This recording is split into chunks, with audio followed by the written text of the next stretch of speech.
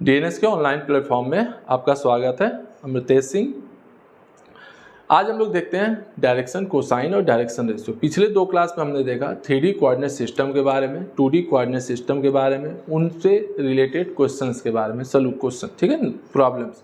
क्योंकि जब तक प्रॉब्लम्स हम लोग ना करें तब तक जाके कोई भी कॉन्सेप्ट हमारा क्लियर नहीं होता है और ना वो लर्न हो पाता है थोड़ा, ठीक है।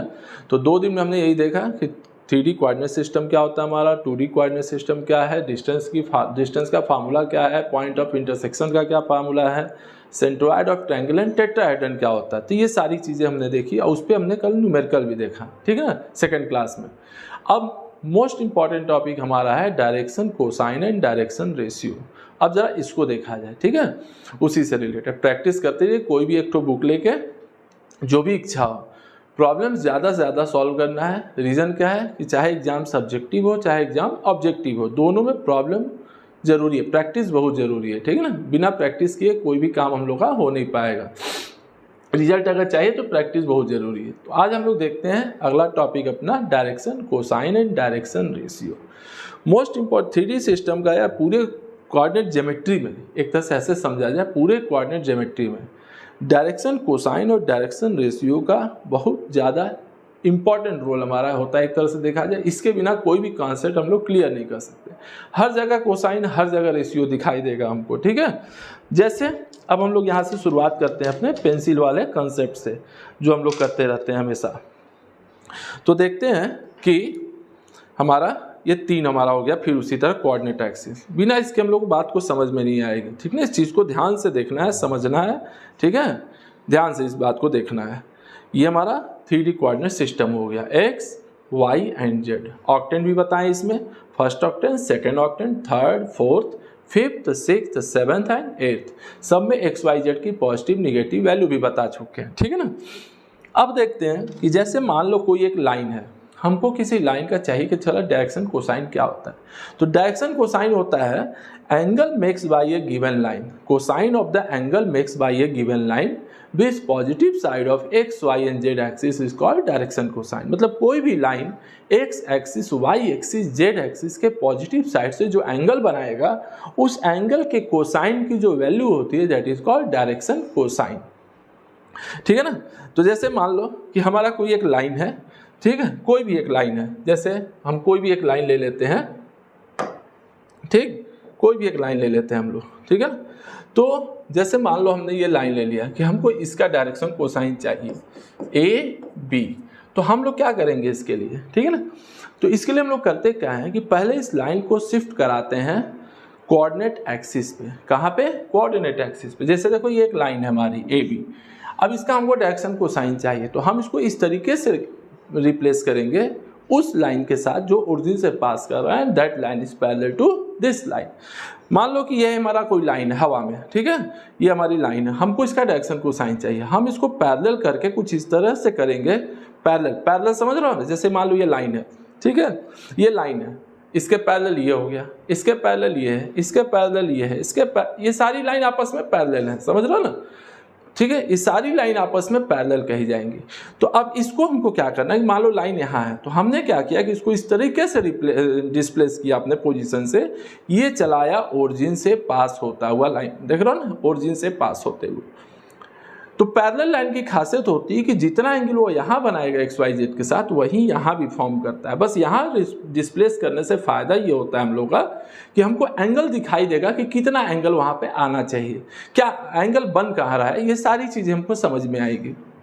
तो अब देखो ये हमारी लाइन हो गई OP, देख रहे हो ना, x axis, y axis, z axis, this is the line OP। OP क्या है? AB के पैरेलल लाइन है, that is passes through the origin, जो ओरिजिन से हमारा पास कर रहा है हमारा। अब देखो हमने कहा cosine of the angle makes by a line, cosine of the angle makes by a line, ठीक है। तो अब AB लाइन की जगह हमने OP को यूज किया, देख रहे हो, वो AB की जगह हमने इस OP लाइन को यूज कर लिया, ठीक। तो OP लाइन जो है अब एक्स एक्सिस से देखो अल्फा एंगल बनाएगा, वाई एक्सिस से हमारा बीटा एंगल बनाएगा, जेड से गामा। लेकिन अब ये दिखेगा कहाँ है, समझना इसको जरूरी कि आखिर लाइन दिख कहाँ रही है हमको। तो यहाँ देखो, अब हम यहाँ दिखा रहे हैं, ये हमारा है, देखो x axis, y axis, z axis, this is the alpha angle, देख रहे हो ना, ये एंगल हमारा अल्फा है, इमेजिन करो इसको, ये कुछ इस तरह का, ठीक ना, हवा में एंगल है ये अल्फा, ये क्या है बीटा है, वाई एक्सिस के साथ beta, and this is the gamma angle, देख रहे हो ना, ये हमारा गामा एंगल है, क्या है गामा, अल्फा बीटा गामा, यही होता है हमारा किसी भी लाइन के, मतलब अब इसकी जो कोसाइन वैल्यू होगी उसको बोलेंगे डायरेक्शन कोसाइन, यानी cos alpha cos beta cos gamma. तो जैसे हम लोग देखें कि जैसे ये हमारा हो गया कोऑर्डिनेट सिस्टम, ठीक है, ये हमारा coordinate system x Y and z हमारा हो गया, ठीक, ये ओरिजिन हो गई। अब कोई लाइन हमारा लिया ओपी जो ए बी के पैरेलल है, कुछ ऐसा बनाएंगे कि ओ बी के पैरेलल रहे, ए बी के पैरेलल रहे, ठीक है ना। तो देखो ये लाइन हम कुछ इस तरह बना देते हैं, थोड़ा तिरछा कर देते हैं, कुछ ऐसा और तिरछा कर दो, अब लगेगा ना कि ए बी के पैरेलल है। तो यहाँ पे एंगल बना ये अल्फा, यहाँ बना बीटा, और ये एंगल बना गामा। भाई वहाँ पे एक्स वाई जेड अलग एजम्पशन है, हमारा एजम्पशन कुछ भी हो सकता है, जरूरी नहीं कि जो किताब में लिखा हूँ उसी के अकॉर्डिंग चले, ठीक है ना, या जहाँ भी कोई दे दे तो हमको समझने की जरूरत है। तो ये हो गया अल्फा एंगल, ये हो गया बीटा एंगल, ये हो गया गामा एंगल। तो cos alpha cos beta cos gamma is called the direction cosine of the line A B या direction cosine of the line OP, दोनों तो एक ही होगा क्योंकि पैरेलल लाइन के डायरेक्शन कोसाइन चेंज नहीं होती है, ठीक है। तो डायरेक्शन कोसाइन हमारा क्या हुआ, L is equal to cos alpha, M is equal to cos beta, N is equal to cos gamma, ठीक ना। तो इस चीज़ को हमको ध्यान रखना है, इस चीज़ को हमको ध्यान रखना है, ठीक है ना। तो ये हमारा हो गया cos alpha cos beta cos gamma is the direction cosine. लेकिन एक कंडीशन है इसमें कि तीनों एंगल का सम कभी भी 2 पाई नहीं होना चाहिए। जो एंगल हमारा बनता है, ठीक है ना, देखो लिखा है ना पॉजिटिव एक्सिस, तो पॉजिटिव साइड, तो जो तीनों एंगल हमारे बनते हैं इनकी वैल्यू, ठीक है ना, इनके तीनों का सम जो है 2 पाई के बराबर नहीं होना चाहिए। अगर 2 पाई के बराबर होगा तो डायरेक्शन कोसाइन हमको वहाँ नहीं मिलेगा, उस पॉइंट को एंगल से हम डायरेक्शन कोसाइन नहीं निकाल सकते, ठीक है। तो यही हमारा डायरेक्शन कोसाइन होता है, देख लो L is equal to cos alpha, M is equal to cos beta, N is equal to cos gamma, ठीक है। तो फिर से सुन लो, cosine of the angle makes by a given line, cosine of the angle makes by a given line, ठीक है, with positive side of x y z axis is called the direction cosine of the given line। तो उसको given line का हम direction cosine बोलेंगे, clear है। अब next देखते हैं, तो ये हो गया हमारा डायरेक्शन कोसाइन। अब जरा इसके बारे में हम लोग जाने थोड़ा सा और डिटेल में, ठीक है ना। तो देखो या फिर से देखो, समझो बात को, अभी आगे बहुत सारी चीजें हम बताएंगे इसमें, ठीक है ना। तो अब देखते हैं अब हम लोग कि जैसे अब देखते हैं कि कोऑर्डिनेट एक्सिस के डायरेक्शन कोसाइन क्या होते हैं। अब जैसे हमसे कोई पूछ दे कि देखो ये एक्स एक्सिस है, ये वाई एक्सिस है, ये जेड एक्सिस है, ठीक है ना। अब एक्स एक्सिस से कितना एंगल बनाएगा 0, एक्स एक्सिस वाई एक्सिस से कितना एंगल बनाएगा 90, एक्स एक्सिस जेड एक्सिस से कितना एंगल बनाएगा 90, ठीक है ना। तो कोसाइन ऑफ द एंगल, बात समझना ध्यान से। तो जैसे हमने लिया ये एक्स वाई एंड जेड, ये हो गया एक्स, ठीक है, ये हो गया वाई, ये हो गया हमारा जेड, ये हो गया ओरिजिन, ठीक। तो अब मान लो हमसे कोई पूछा एक्स एक्सिस का डायरेक्शन कोसाइन, तो एक्स एक्सिस जो है एक्स के साथ वाई के साथ और जेड के साथ क्या एंगल बनाएगा 0, ठीक है ना। देखो 0, फिर यहाँ पे क्या बनाएगा हमको 90, फिर यहाँ क्या बनाएगा 90, देख रहे हो ना। तो x के साथ बनाएगा 0 डिग्री का एंगल, x y के साथ बनाएगा 90 डिग्री का एंगल, x z के साथ बनाएगा 90 डिग्री का एंगल, ठीक है ना। फिर उसी तरह y axis and z axis, जरा इसको देखा जाए। तो अब जो हमारा y एक्सिस है x से बनाएगा 90 डिग्री, y से बनाएगा 0, z से बनाएगा 90, z एक्सिस x से बनाएगा 90, y से बनाएगा 90 एंड z से बनाएगा 0। तो इसका मतलब अब इन तीनों का हम देखते हैं डायरेक्शन कोसाइन क्या हुआ। तो भाई ठीक है, कॉस की वैल्यू लगानी पड़ेगी। तो देखो x एक्सिस का डायरेक्शन कोसाइन, समझना बात को, तो क्या लिखोगे cos 0, cos 90 एंड cos 90। तो वैल्यू कितनी आ गई, दैट इज 100। ये हो गया direction cosine of x axis. तो एक्स एक्सिस का डायरेक्शन कोसाइन क्या हुआ 100। रीजन क्या है, एक्स एक्सिस के साथ बनाएगा 0 डिग्री, एक्स वाई के साथ बनाएगा 90, एक्स जेड के साथ बनाएगा 90। तो हमको डायरेक्शन रेशियो क्या मिला, cosine direction cosine cos 0 cos 90 तो हमको क्या मिला 100। ठीक है ना। अब नेक्स्ट देखा जाए वाई एक्सिस के केस में, तो इसमें देखो, इसमें डायरेक्शन कोसाइन क्या होगा cos 90 degree cos 0 degree cos 90 degree. तो ये क्या मिलेगा हमें, तो दैट इज 0 1 0। देख रहा।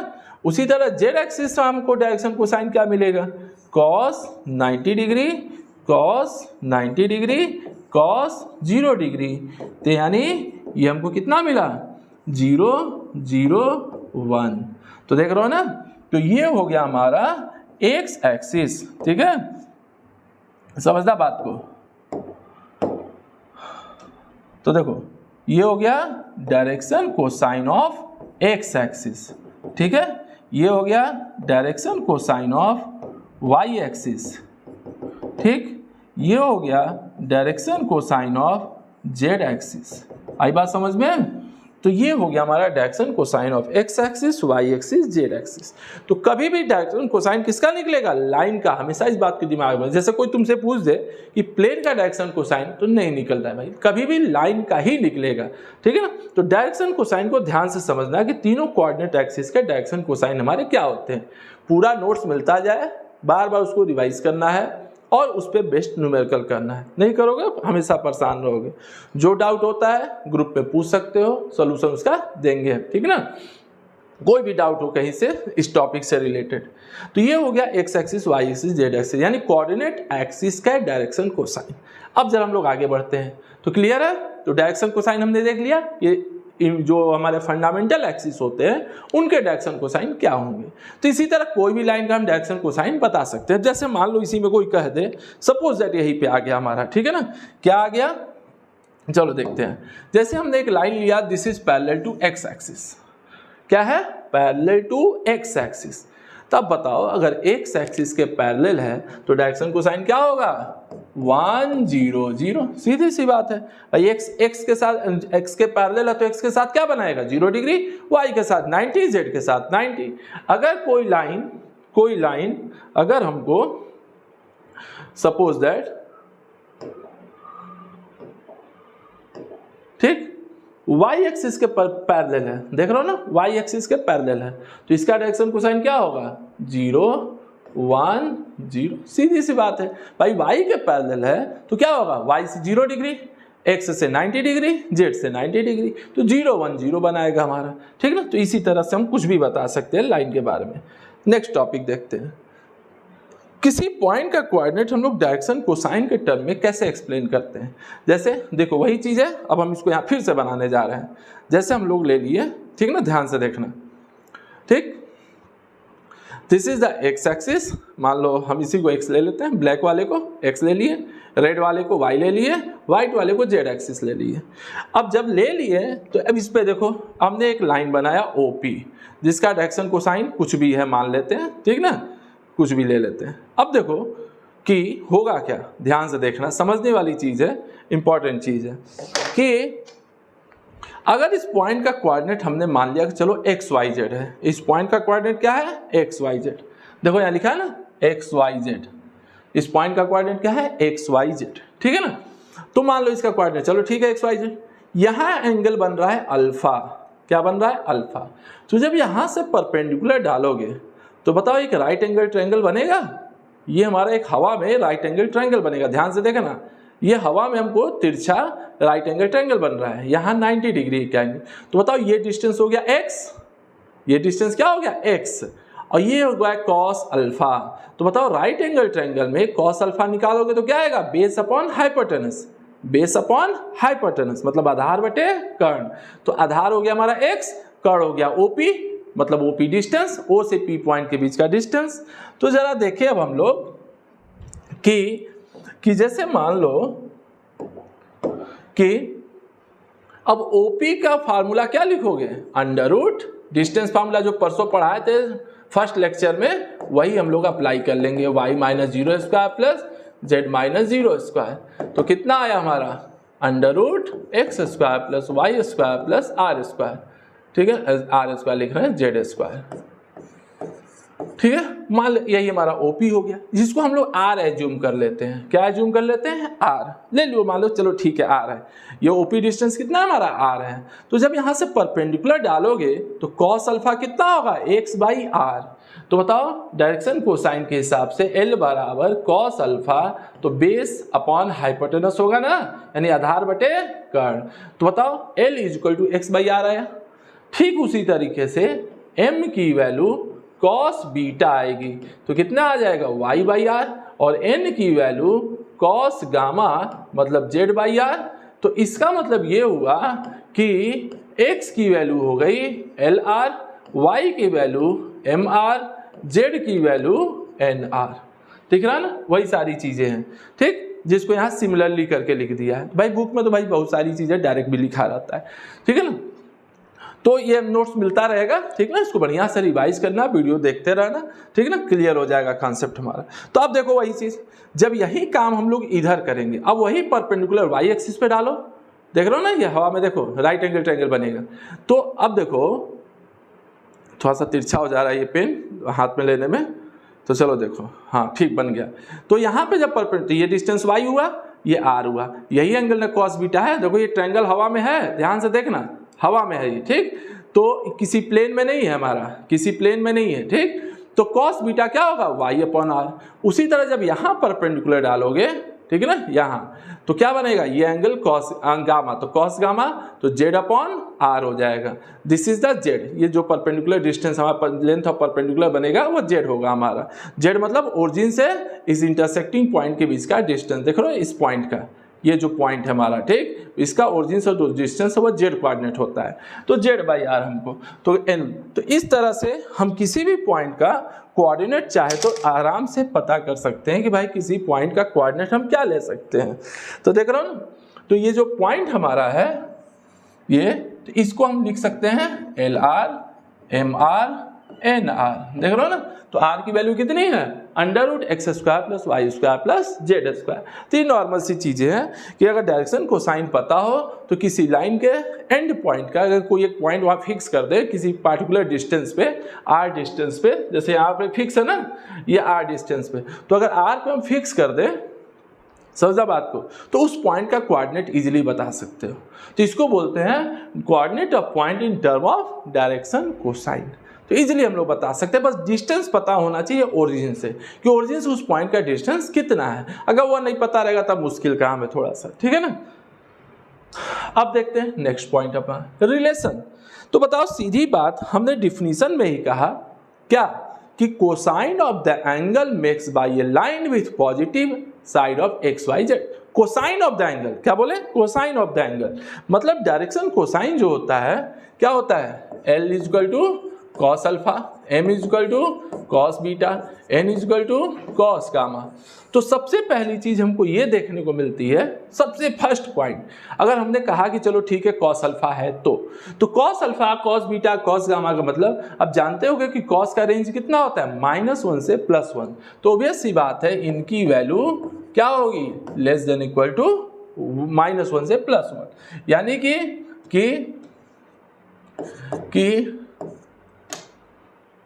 -1 less than equal to l m n less than equal to 1।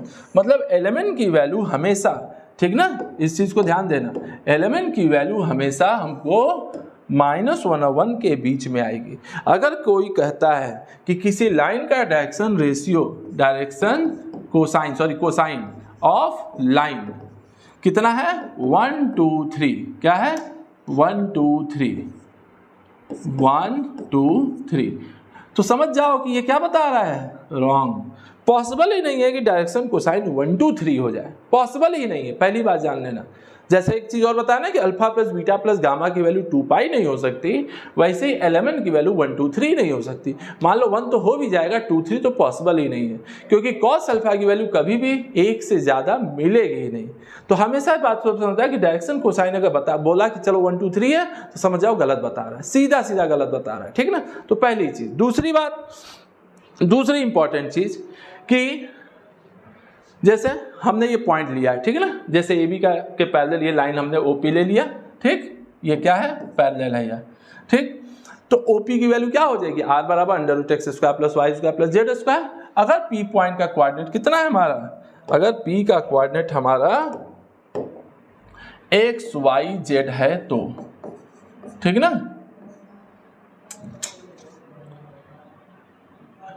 x y z, अगर p का कोऑर्डिनेट x y z है, ठीक है, ठीक। तो अभी हम लोग थोड़ी देर पहले देखे थे कि x = कितना होगा LR, y = कितना होगा MR एंड z = कितना होगा NR, ठीक है ना। तो एक बहुत इंपॉर्टेंट रिलेशन हमारा बनता है, कौन सा रिलेशन, कि जरा तीनों का स्क्वायर करके ऐड करके देखिए हमको मिलता कितना है, ठीक है ना। तीनों को स्क्वायर करके ऐड करो तो दो रिजल्ट हम यहाँ निकाल चुके हैं, पहला ये और दूसरा हम क्या जानते हैं कि r² की वैल्यू x² + y² + z² होगी। क्यों, क्योंकि r बराबर कितना है √x² + y² + z², तो ऑब्वियस बात है r² इतना मिलेगा, ठीक है। तो अब इन तीनों को हम क्या करते हैं, तीनों को स्क्वायर करके ऐड कर दे रहे हैं। तो देखते हैं x² + y² + z² = LR² + MR² + NR², ठीक है ना, सिंपल एकदम। अब इसकी वैल्यू कितनी हो जाएगी r², ठीक है, इधर r² कॉमन, तो क्या मिला L² + M² + N², तो क्या मिला हमें L² + M² + N² = 1। एक नॉर्मल कंसेप्ट हो गया ये। एक और तरीका है इसको करने का, वो भी देख लेते हैं। हम लोग डायरेक्ट लिखते हैं, क्या चीज, डायरेक्ट L² + M² + N², तो क्या आएगा अब हमको जरा देखा जाए, ठीक है।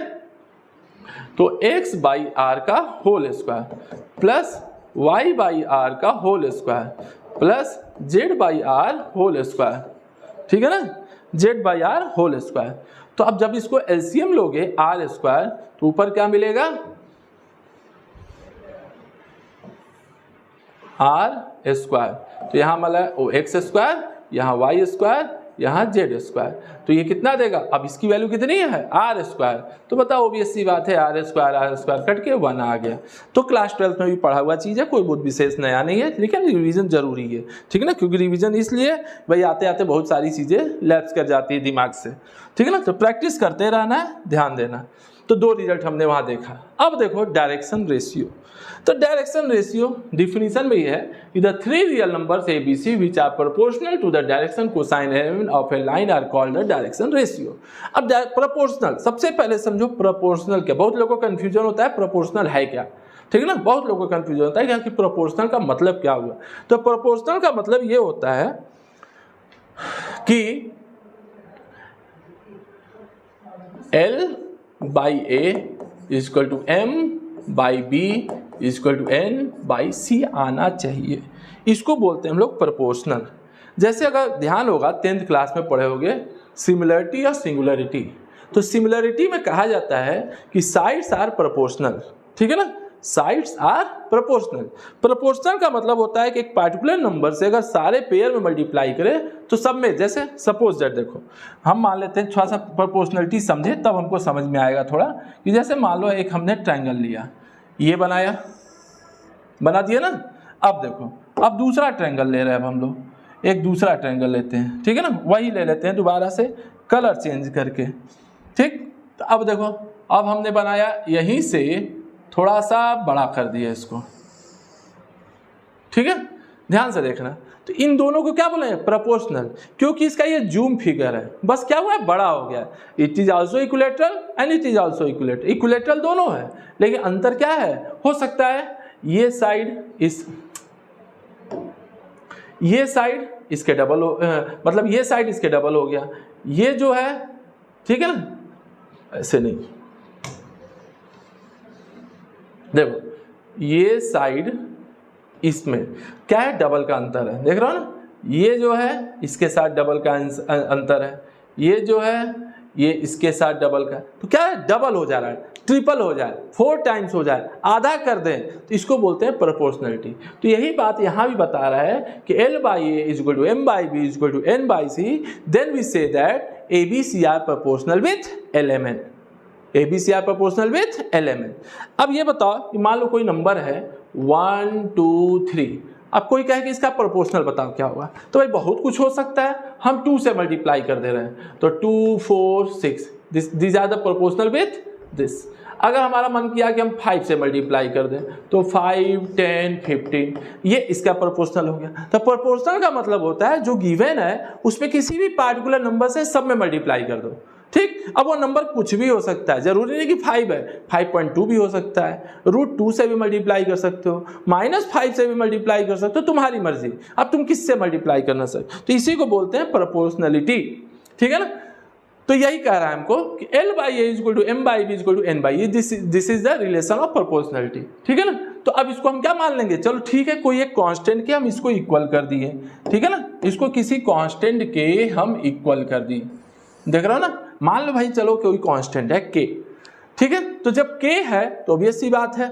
अच्छा, प्रोपोर्शनलिटी में अगर k नहीं भी माने ना तो भी हमारा काम हो जाएगा, लेकिन फिलहाल हम देख लेते हैं, नहीं भी मानोगे तो भी काम होगा। कैसे काम होगा आप जरा समझो बात को। मान लो हम k नहीं लेते हैं, ठीक है ना, k हम अपने मन से नहीं लेते हैं, तो क्या लिखेंगे अब हम लोग, तो देखो L by A is equal to M by B is equal to N by C, ठीक है, is equal to under root L square plus M square plus N square upon under root A square plus B square plus C square. ये proportionality का एक property होता है हमको, ठीक है ना, ये प्रोपोर्शनलिटी की एक प्रॉपर्टी होती है, बेसिक प्रॉपर्टी होती है, जानना चाहिए सबको, ठीक है ना। प्रोपोर्शनलिटी के बहुत सारे रिजल्ट्स होते हैं जो क्लास 9 10 में पढ़े होंगे। उसमें करते क्या हम लोग, हर फ्रैक्शन के न्यूमरेटर को स्क्वायर करके अंडर रूट कर देंगे सम करके डिनोमिनेटर, तो इसका रेशियो और इन सब का रेशियो बराबर आता है, ठीक है ना, इनका रेशियो उसका रेशियो बराबर आएगा, हमेशा फिक्स है कि हमेशा इक्वल ही आना है उसको। दूसरा तरीका यहाँ देखो ये भी है कि चलो ठीक है, k मान के LM की वैल्यू निकाल लिए, फिर सबका स्क्वायर कर दिए, 1 कर दिए, k की वैल्यू आ गई। तो एक तरीका ये भी होता है, तो हम जिससे चाहें उससे कर सकते हैं, तो हम ये तरीका जैसा चेक कर लेते हैं, ठीक है ना। मान लो ये तरीका हमको चेक करना है कि क्या ये सही है, तो चेक करने का तरीका ये है कि ठीक है, हम 2 नंबर लेते हैं, ठीक है ना, 1/2 2 by 4 3 by 6 ले लिए। अब चलो इधर देखो, अब तीनों का स्क्वायर करो, 1 square plus 2 square plus 3 square, नीचे आ गया कितना 2 square plus 4 square plus 6 square, देखो कितना देगा भाई, ये कितने का है, ये सब 1/2 है, इधर भी 1/2 आना चाहिए, 9 4 13 1 14, तो √14 हो गया। अब नीचे देखो 36 4 40 50 और 56, तो √56 हो गया, तो √14 अपॉन 2√14 कट के 1/2 आया ना। तो ये रिजल्ट भी बहुत सही होता है, बहुत काम देता है इतना लंबा चौड़ा प्रोसेस से हमको बचने के लिए। अब भाई यहाँ क्या करोगे, k जूम करोगे, k मानने के बाद देखो ध्यान से, k मानने के बाद k माने ना, फिर L की वैल्यू M की वैल्यू N की निकालोगे, फिर तीनों को स्क्वायर करके ऐड करोगे। भाई ये एलिमेंट क्या है, डायरेक्शन कोसाइन है, तो ऑब्वियस बात है वैल्यू 1 देगा। फिर यहाँ से k की वैल्यू निकली ना, अब फिर उसको यहाँ पे बाहर रख दो, भाई यहाँ यही ना जूम किए हो k की, फिर उसके बाद एलिमेंट निकाल लो, तो बात तो वही हुई घूम फिर के, हम उसी चीज़ को डायरेक्ट लिख देते हैं। ये प्रोपोर्शनलिटी का इंपॉर्टेंट रिजल्ट है, ठीक ना, ये सब याद होना चाहिए, ठीक है ना, तो इसकी खासियत होती है। जैसे इसी में देखो, अब चाहो तुम्हारा मन करे कि 1 + 2/2 + 4 लिखे, क्या गलत है, 3/6 फिर आएगा 1/2, आएगा कि नहीं आएगा। तो ये सब चीज़ें हमको दिमाग में रखनी होती है। जैसे 1 - 2/2 - 4, तब भी तो उतना ही आएगा। तो ये खासियत होती है, प्रोपोर्शनलिटी की इंपॉर्टेंट रिजल्ट्स हैं। तो इससे क्या हुआ, अब इसकी वैल्यू आ गई, अब भाई रूट लगाया तो प्लस माइनस हमको लगा देना चाहिए, तो ऊपर हो गया 1 और नीचे हो गया a² + b² + c²। अब देखो पहले और अंतिम को लो, दूसरे और अंतिम को लो, और तीसरे और अंतिम को ले लो, तो 3 रिजल्ट बनेंगे, देख रहे हो ना, एल एम एन तीनों आ गया। तो यहाँ कितना आया, plus minus a upon under root a square plus b square plus c square, यहाँ भी plus minus b upon under root a square plus b square plus c square.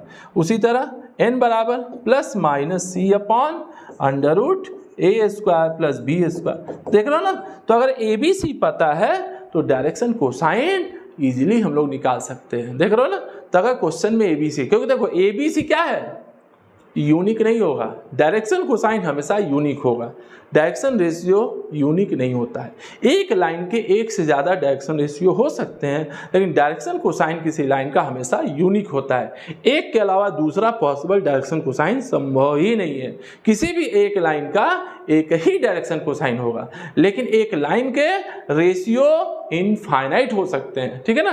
Suppose that example के तौर पे अगर हम किसी line का direction cosine 1/2 minus 1/2, ठीक है, या ऐसे मतलब 1/√3 प्लस कर रहे हैं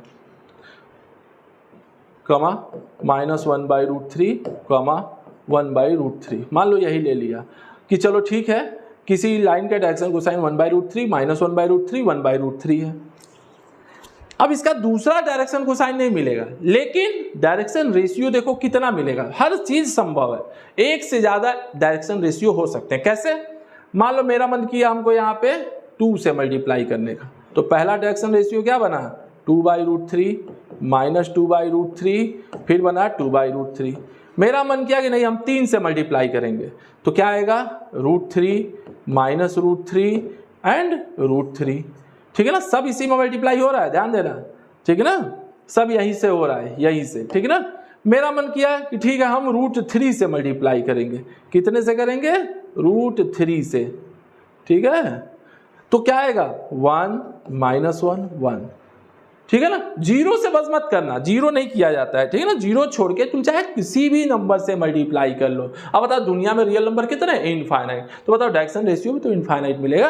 यानी एक लाइन के एक से ज्यादा डायरेक्शन रेशियो हो सकते हैं, लेकिन डायरेक्शन कोसाइन हमेशा यूनिक होगा, इस बात को नोट कर लेना, ठीक है ना। तो ये हो गया हमारा क्या, डायरेक्शन रेशियो, कि अगर कोसाइन रेशियो पता है तो हम एलिमेंट चाहे तो निकाल सकते हैं, इजिली निकाल सकते हैं, बहुत आराम से। अब जरा देखो नेक्स्ट टॉपिक क्या कहता है हमारा, ठीक, ये क्या कहता है हमको,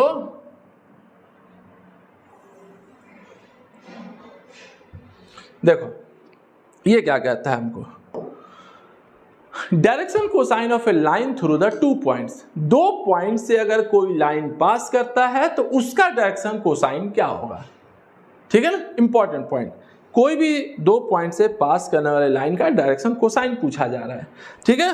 तो चलो देखो वही कॉन्सेप्ट फिर से हम लोग अपना यूज करें, कि पहले हम बनाते हैं अपना ये हो गया x, ये हो गया y, ये हो गया z। अब इमेजिन करो यहाँ 2 पॉइंट है, ये p हो गया, ये q हो गया, ठीक। कोऑर्डिनेट जान ही रहे हो, p का कोऑर्डिनेट क्या ले लेते हैं, x1 y1 z1, q का कोऑर्डिनेट क्या ले लेते हैं, x2 y2 z2। ध्यान से समझना बात को, हड़बड़ी नहीं। अब हम क्या करेंगे, यहाँ से दोनों पॉइंट से परपेंडिकुलर ड्रॉ करेंगे, कहाँ, एक्स एक्सिस पे, एक यहाँ पे ड्रॉ कर दो, ठीक है ना।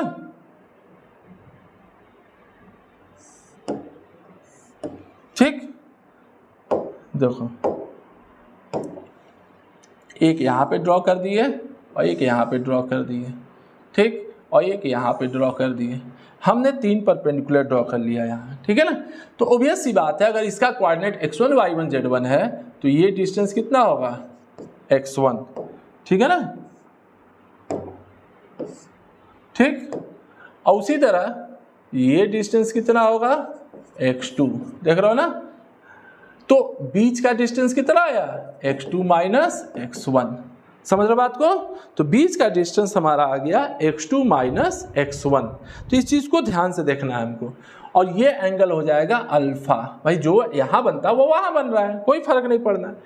सेम प्रोसेस हम लोग वाई एक्सिस से करेंगे, सेम प्रोसेस हम लोग जेड एक्सिस से करेंगे, ठीक है ना, तीनों से बारी बारी से। तो बताओ सबसे पहले कि कॉस अल्फा कितना होगा हमारा, ठीक है ना।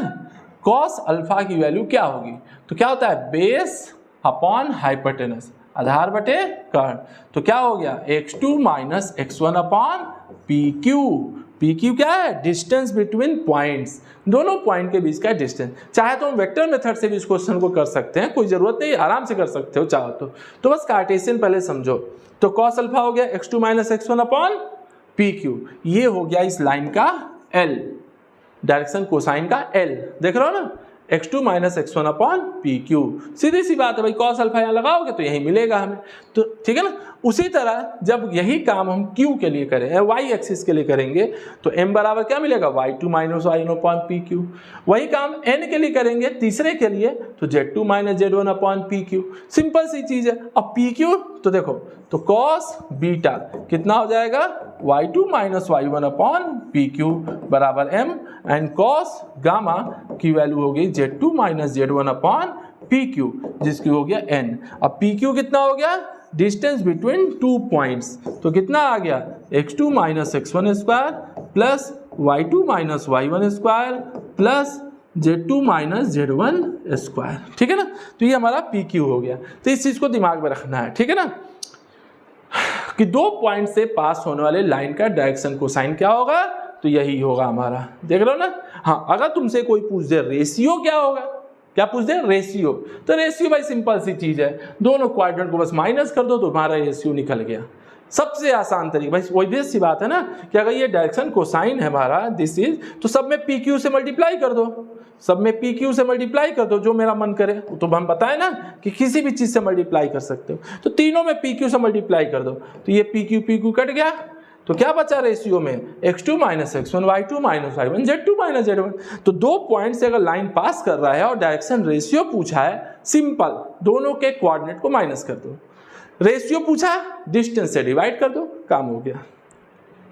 अब देखते हैं next point, projection of a line through two points on another line which direction cosine are LMN। Important चीज है प्रोजेक्शन समझना। सबसे पहले प्रोजेक्शन समझना होगा कि प्रोजेक्शन है क्या। तो प्रोजेक्शन का मतलब होता है, पहले समझो बात को, जैसे ये एक लाइन है और ये एक दूसरी लाइन है, हम इससे प्रोजेक्शन डाल रहे हैं, ठीक है ना, ध्यान से समझना। जैसे ऊपर वाली लाइन का प्रोजेक्शन इस नीचे वाले पे हमको बनाना है, हमको प्रोजेक्शन चाहिए। तो प्रोजेक्शन का मतलब ये होता है कि जब हमको प्रोजेक्शन चाहिए तो हम क्या करेंगे, ऊपर से लाइट डालेंगे। इमेजिन करो कि ऊपर से लाइट आ रही है, इस लाइन के परपेंडिकुलरली लाइट आ रही है, क्योंकि दोनों एक प्लेन में होंगे तभी प्रोजेक्शन बनता है जनरली। तो ठीक है, ये लाइट आ रही है, ठीक है, ऊपर से लाइट, तो लाइट की शैडो की लेंथ क्या होगी, यही नहीं इतनी होगी। यहाँ पे दो परपेंडिकुलर जब ड्रॉ करोगे तो ये जो लेंथ आएगी वही शैडो होगी। मान लो इस लाइन को वर्टिकल कर दिए तो लेंथ ऑफ शैडो क्या हो जाएगा 0, और एकदम सटा दोगे हॉरिजॉन्टल कर दोगे तो जितनी लाइन की लेंथ होगी उतना ही प्रोजेक्शन आएगा। तो इसका मतलब ये हुआ, प्रोजेक्शन का मतलब पहले समझो, तब बाकी चीज़ें बाद में देखेंगे। जैसे ये लाइन है, अलग अलग केस देखते हैं, ये लाइन है और ये कोई दूसरी लाइन है, तो प्रोजेक्शन कितना हुआ, यही ना प्रोजेक्शन हुआ हमारा। मान लो लाइन है और ये लाइन कुछ इस तरह खड़ी है, वही लाइन ऐसे होगी, तो इसको ऐसे खड़ा कर दो तो ये प्रोजेक्शन हो गया। जितना इसको खड़ा करते जाओगे, जितना उसको वर्टिकल करते जाओगे, प्रोजेक्शन की वैल्यू कम होती जाएगी। भाई लेंथ ऑफ शैडो डिक्रीज करता जाएगा, और वर्जेंटल होगा तो लेंथ ऑफ शैडो मैक्सिमम होगा। इसी से आप फार्मूला हम यूज करते हैं कॉस थीटा का। आखिर यूज कैसे होता है, अब जरा ये समझा जाए। तो जैसे देखो दो पॉइंट है, जैसे इसी को ले लेते हैं, एक P पॉइंट एक Q पॉइंट, इसका कोऑर्डिनेट कर दिए x1 y1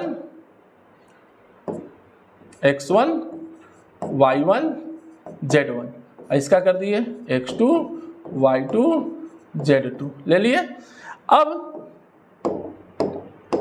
अब देखो प्रोजेक्शन हमारा यही बनेगा, ठीक। तो ये हमने ले लिया x1 y1 z1 x2 y2 z2।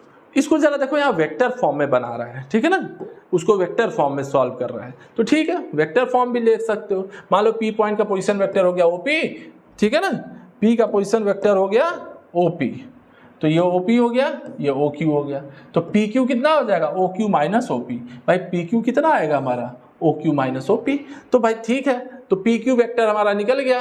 तो पी क्यू कितना हो गया, x2 minus x1 i cap plus y2 minus y1 j cap plus z2 minus z1 k cap. ये हमारा हो गया P Q.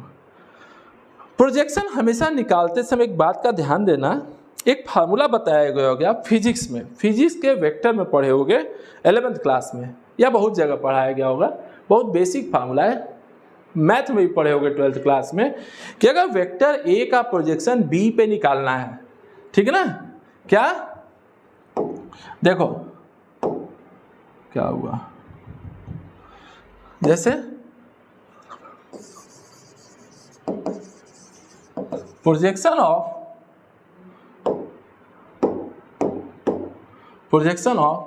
Vector a on b, मान लो ए का प्रोजेक्शन बी पे निकालना है, तो फार्मूला क्या होता है, ए डॉट बी कैप।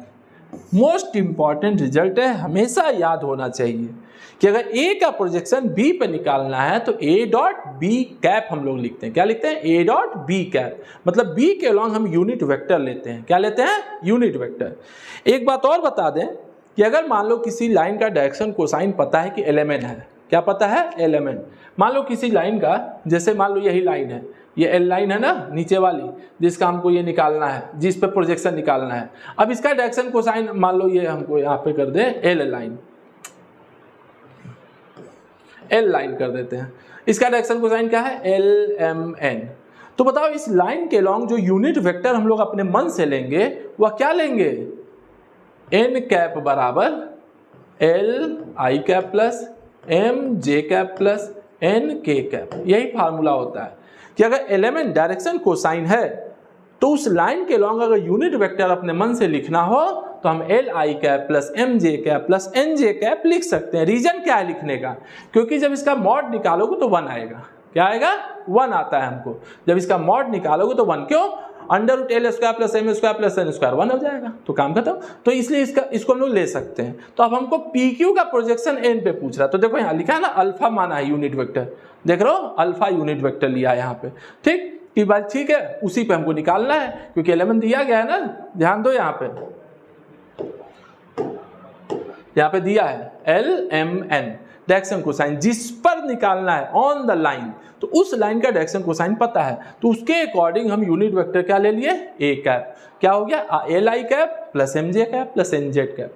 तो भाई सीधी सी बात है, प्रोजेक्शन चाहिए तो क्या लिखोगे। अब देखो इसको लिखने की यहाँ जरूरत नहीं है, ठीक है ना, ये नहीं भी रहेगा तो हमारा काम चल जाएगा। खाली P Q dot A cap कर दोगे तो भी तुम्हारा काम हो जाएगा, बहुत घबराना नहीं है हमको, क्योंकि जब हमने यूनिट वेक्टर उसको माना ही है तो इसको बस ए कैप कर दो डॉट प्रोडक्ट में, डॉट प्रोडक्ट। अब पी क्यू वेक्टर क्या है, ये रहा ऊपर वाला, ठीक, पी क्यू कहाँ रहा, ये ऊपर हमारा, ठीक। अब इसको क्या लिखें, x2 माइनस x1, अब बताओ, ठीक है, i cap plus y2 minus y1 j cap plus z2 minus z1 k cap.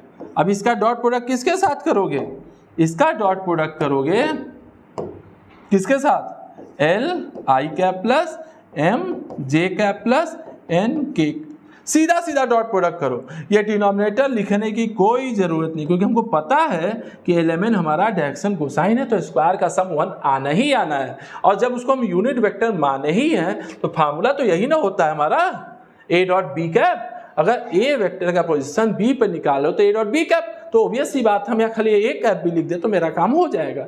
तो रिजल्ट क्या है हमारा फाइनल, तो दिस इज द प्रोजेक्शन। तो x2 minus x1 l plus y2 minus y1 m plus z2 minus z1 n, ठीक है ना। ये हमारा होता है projection of a line passes through the 2 points x1 y1 z1 and x2 y2 z2 on the line whose direction cosine are element. On the line मतलब उसका direction cosine दिया है, किस लाइन का निकालना है तो वो 2 पॉइंट से पास करा है, सिंपल सी चीज है, ठीक है ना। तो ये सारी चीजें हो गई। अब देखते हैं एंगल बिटवीन टू लाइन, दो लाइन के बीच का एंगल हम लोग कैसे निकाल रहे हैं, ठीक है ना। तो जरा इसको समझिए, शॉर्टकट, बहुत ज़्यादा इस पर दिमाग नहीं लगाना है, लेकिन जान लो कि निकलता है कैसे। अब जैसे मान लो ये दो लाइन हो गई a b and c d, ठीक है, कहीं ना कहीं तो काटेंगे ही, तो एंगल बनेगा ही बनेगा। अब हमने क्या किया कि ए बी के पैरेलल बना दिया ओ पी और सी डी के पैरेलल कर दिए ओ क्यू, एंगल वही का वही रह गया। भाई अगर पैरेलल रहेगा तो एंगल तो वही बनेगा ना। बस करना क्या है कि इंटरसेक्टिंग पॉइंट को शिफ्ट कर दिया ओरिजिन पे, मतलब ये जो इंटरसेक्टिंग पॉइंट है ये शिफ्ट हो गया ओरिजिन पे, तो वैसी बात है वहां भी एंगल थीटा ही दिखेगा, ठीक। तो देखो अब इसमें बनाने का ना बहुत सारा तरीका है फार्मूला निकालने का। पहले देखो इस लाइन का डायरेक्शन कोसाइन क्या होगा, L1 M1 N1। इस देखो इसका डायरेक्शन कोसाइन हो गया L1 M1 N1, ठीक, और ऊपर वाले का हो गया L2 M2 N2। तो ऑब्वियस सी बात है कि x1 की वैल्यू L1 R1, y1 की वैल्यू M1 R1, z1 की वैल्यू, भाई ठीक है, नॉर्मल सी चीज है, कई बार पढ़ लिए इसको, देख लिए हम लोग, ठीक है ना। तो ये मिलेगा हमें, तो ठीक। अब इसमें देखो अब हम फार्मूला बनाते कैसे हैं। फार्मूला होता क्या है पहले जान लो, cos theta is equal to L1 L2 plus M1 M2 plus N1 N2। Main formula यही होता है दो लाइन के बीच के एंगल के फार्मूले का, ठीक है ना। ये फार्मूला प्लेन में भी काम आएगा, ठीक ना, यही फार्मूला स्ट्रेट लाइन में भी काम आएगा हमारे, लेकिन बेसिक स्टार्टिंग हमको सब कुछ जानना जरूरी है। तो ठीक है, अब ये बनता कैसे है जरा समझना ध्यान से। अब हमको ठीक है ना, दोनों के बीच का एंगल निकालना है, तो हम क्या करेंगे ध्यान से समझना। हम क्या करते हैं यहाँ पे कि ये जो दो लाइन थी OP एंड OQ, ठीक है ना, इसको R1 से रिप्रेजेंट किए थे, इसको R2 से, इसका direction cosine L2 M2 N2 बताए थे, इसका L1 M1 N1 बताए थे, एंगल हो गया cos थीटा। तो हम करते क्या है, OQ का प्रोजेक्शन OP पे निकालते हैं, OQ का प्रोजेक्शन OP पे, ठीक है। तो projection of OQ on OP कितना होगा, तो देखो इसके बहुत सारे फार्मूले, पहले तो अभी हम जो फार्मूला शुरू में देखें उसको यूज कर ले। तो इसमें क्या करेंगे भाई, इसका कोऑर्डिनेट कितना है x2 y2 z2, तो हम पहले इसको माइनस कर लो, x2 माइनस x1 बोल रहे हैं, x2 माइनस 0, और डायरेक्शन कोसाइन नीचे वाले का L1 M1 N1 है, तो L1 plus y2 minus 0 M1 plus z2 minus z1 N1 आ गया ना। अब OQ का प्रोजेक्शन OP पे एक और तरीके से निकलता है, वो क्या होता है R2 cos थीटा। बहुत नॉर्मल कॉन्सेप्ट है कि cos कंपोनेंट ब्रेक कर दो, तो हमको क्या मिला R2 cos थीटा। अगर OQ का प्रोजेक्शन OP पे निकालना है ना, तो ये भी फार्मूला हम लोग यूज करते हैं R2 cos थीटा, ठीक है ना, क्योंकि एंगल पता है।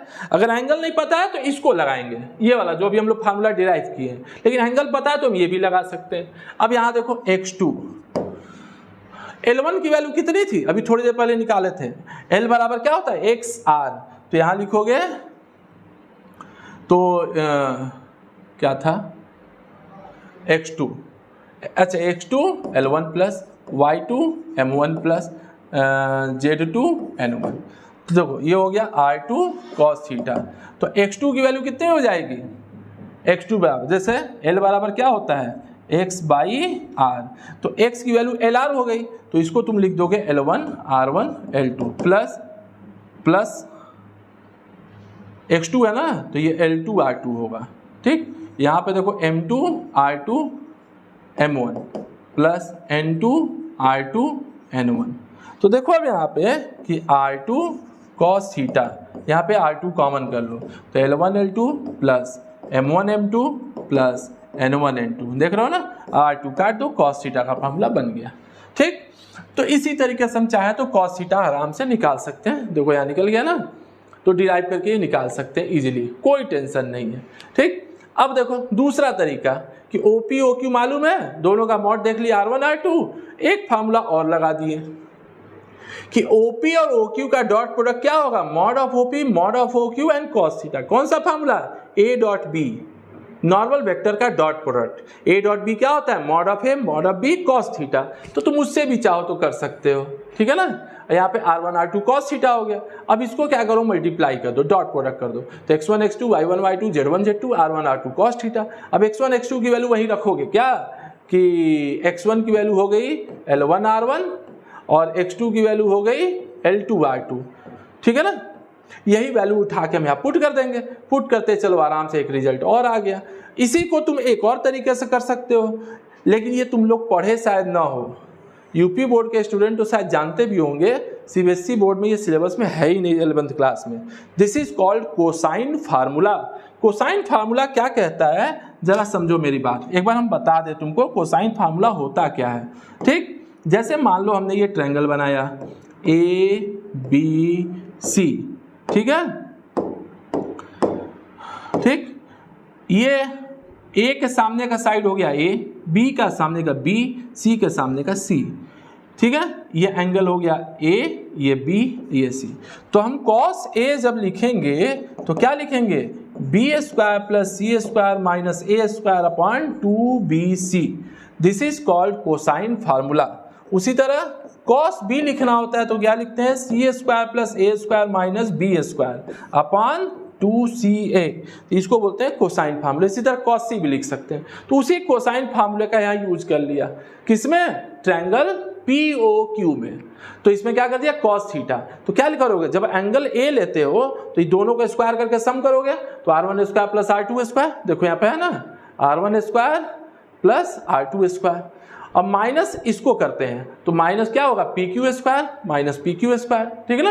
अब अपॉन 2PQ कर दो, सॉल्व कर दो, वही रिजल्ट आना है। तो बहुत सारे तरीके हैं निकालने के, लेकिन ये डिराइवेशन एग्जाम में नहीं आएगा, बस जानने के लिए होता है। अब आगे देखा जाए एंगल बिटवीन। अब मान लो ठीक है, डायरेक्शन कोसाइन हमको मिल गया, एक फार्मूला तो मिल गया हमको, क्या, cos थीटा बराबर L1 L2 M1 N2 M2 plus N1 N2। अब इसी को देखो, अब ये तो पता है ना पहले से, अभी डिराइव कराया था थोड़ी देर पहले, कि अगर डायरेक्शन रेशियो मालूम है तो कोसाइन निकाला जा सकता है। तो अगर मान लो किसी दो लाइन का डायरेक्शन रेशियो हमको दे दिया, क्या दे दिया, डायरेक्शन रेशियो दे दिया, ठीक, कि A1 B1 C1 है, A2 B2 C2 है। तो ऑब्वियस सी बात है, L1 की वैल्यू ये आएगी, M1 की ये, N1 की ये, L2 की ये, M2 N2। सिंपल है, cos थीटा का फार्मूला होता है यही, हम बस उसमें वैल्यू पुट कर दो, आंसर आ जाएगा हमारा। तो यानी cos थीटा बराबर L1 कितना है, ये है, दोनों मल्टीप्लाई करो तो A1 A2 upon under root A1 square plus B1 square plus C1 square, फिर under root A2 square plus B2 square plus C2 square. फिर उसी तरह आगे बढ़ते जाओ, फिर बाद में सारा डिनोमिनेटर ऐड कर दो, माइनस डिवाइड कर दो, ठीक है ना। तो ये निकल गया एंगल। अच्छा एक बात सुनो, हम बार बार यहाँ मॉड लगा रहे हैं, देख रहे हो ना, मॉड देखो जरूरी होता है। रीजन क्या है, अगर मॉड नहीं लगेगा तो वैल्यू कभी कभी निगेटिव आती है, और कॉस की वैल्यू निगेटिव कहाँ होती है, सेकंड क्वाड्रेंट में, ठीक ना। कॉस की वैल्यू निगेटिव कहाँ होती है, सेकंड क्वाड्रेंट में। तो एंगल हमेशा दो निकलते हैं, एक ऑब्ट्यूज एंड एक्यूट, ठीक है ना। तो यहाँ जो एंगल निकलेगा, this is the acute angle. Obtuse के लिए मेहनत करनी होगी, उसके लिए क्या करोगे, 180 में से माइनस कर दोगे। तो जो भी एंगल निकलेगा, जब 180 में से माइनस करोगे तो दूसरा एंगल अपने आप निकल जाएगा, ठीक है ना। तो देखो, तो जब भी ये मॉड लगाएंगे तो वैल्यू क्या होगी, पॉजिटिव। cos थीटा की वैल्यू क्या आएगी, पॉजिटिव, यानी बिलोंग्स टू फर्स्ट क्वाड्रेंट, ठीक है ना। तो थीटा की वैल्यू जो भी आएगी, और दूसरा एंगल निकालने के लिए इसको क्या करोगे, 180 माइनस थीटा कर देना। तो 180 में से घटा दोगे तो दूसरा एंगल अपने आप हमारा निकल जाएगा, ठीक है ना। अब आगे देखें, ये होता है लैग्रांज आइडेंटिटी, इसको बस याद रखना है, ठीक है ना, कि अगर L1 M1 N1 और L2 M2 N2 किसी दो लाइन के डायरेक्शन कोसाइन है तो ये रिजल्ट फुलफिल करेगा। सिंप्लीफाई करोगे यही आएगा, ठीक है ना। उसके लिए करोगे क्या, ये दो रिजल्ट तो अपना यूज कर सकते हो, उनमें सॉल्व करोगे तो यही मिलेगा ही हमको, कॉमन उमन लेने के बाद यही आता है। तो लैग्रांज आइडेंटिटी की यूज हम लोग आगे कर सकते हैं। अब देखो साइन थीटा टेन थीटा की वैल्यू क्या होती है। जैसे कोई पूछ दे भाई ठीक है cos थीटा तो हम निकाल दिए, साइन थीटा कितना होगा, टेन थीटा कितना होगा। तो देखो नॉर्मल कैलकुलेशन है कि कॉस थीटा मालूम है ना, तो साइन थीटा के लिए देखो यही फार्मूला हम लोग लगाएंगे, क्योंकि हम लोग को पता है sine square theta plus cos square theta बराबर 1, नॉर्मल चीज़ है। बस साइन स्क्वायर थीटा के लिए देखो 1 minus cos square theta, cos की वैल्यू यहाँ पुट कर दो और सिंप्लीफाई करते चले जाओ। देखो ये लैग्रांज आइडेंटिटी बन जाएगी तुम्हारी, तो यहाँ से सिंप्लीफाई होगा तो देखो ये रिजल्ट आया साइन स्क्वायर थीटा। अब जो रहा सवाल ये रिजल्ट याद कैसे होगा, सबसे बड़ी प्रॉब्लम होती है याद कैसे होगा। तो याद करने के लिए बहुत सिंपल मेथड है कि हम लोग ऐसे लिखते हैं L1 M1 N1 L2 M2 N2। हमको लिखना है साइन थीटा का फार्मूला, ठीक है ना। साइन थीटा की वैल्यू कितनी आएगी कोसाइन के टर्म में।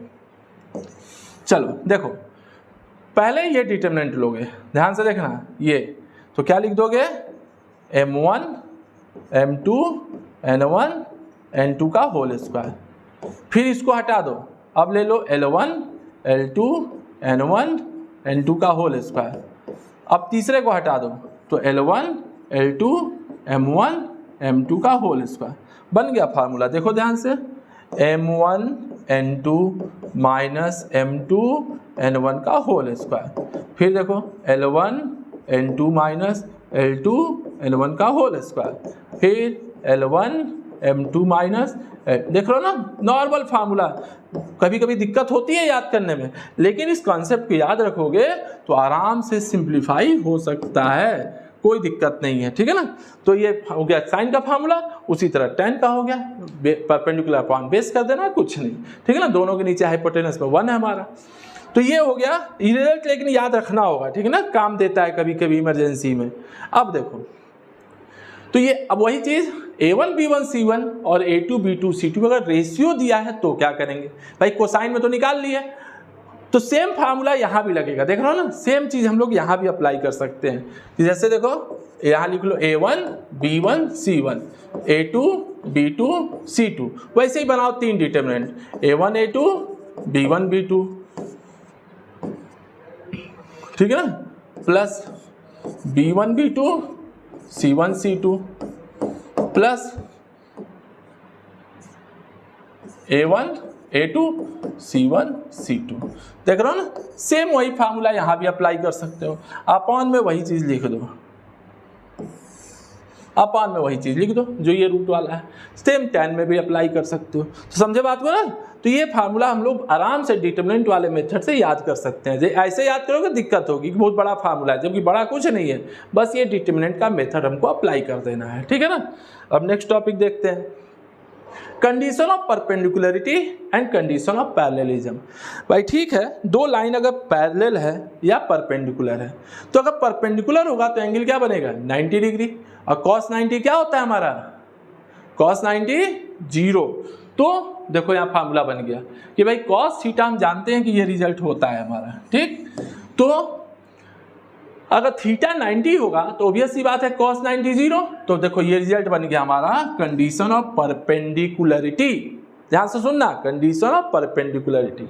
सेम उसी तरीके से cos थीटा का फार्मूला डायरेक्शन रेशियो में क्या होता है, तो cos थीटा का फार्मूला डायरेक्शन रेशियो में लिखते हो A1 A2 plus B1 B2 plus C1 C2 upon under root A1 square plus B1 square plus C1 square under root A2 square plus B2 square plus C2 square.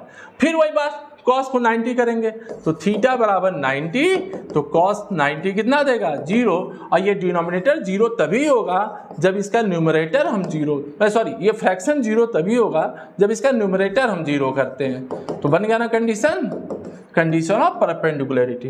तो ये हो गया cosine के term में, ये हो गया cosine के टर्म में, ये हो गया रेशियो के टर्म में परपेंडिकुलर होने का।